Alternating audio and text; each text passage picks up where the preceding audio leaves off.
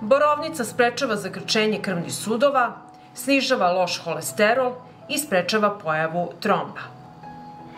Borovnica reguliše visoki krvni pritisak i sprečava moždani i srčani udar. U blender ću sipati 100 grama borovnice. Aronija je najzdravije voće na svetu. Sadrži veliku količinu fenola koji dezinfikuje krvotok i telo. Aronija reguliše krvni pritisak. Aronija poboljšava cirkulaciju krvi, jača krvne sudove i smanjuje rizik od srčanih bolesti. U blender dodajem i 100 grama aronije. Trebaće mi jedna jabuka, koristit ću je sa sve ljuskom i gledajte da imate neprskanu jabuku.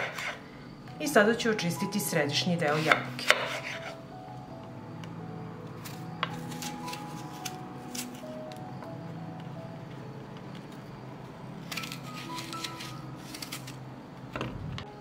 Dodat ću i jednu jabuku koja je posebno dobra za zdravlje srca. Trebaće mi sok od jednog limuna.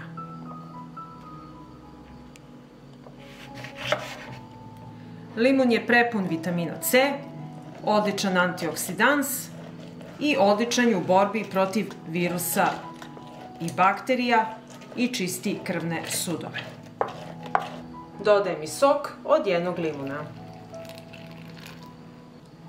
I na kraju ću dodati litar vode.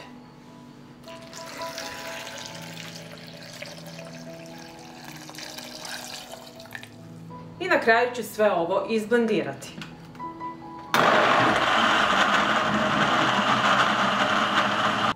I ovako pripremljen napitak pijete 1 do 2 čaše dnevno, odličan je za celu porodicu.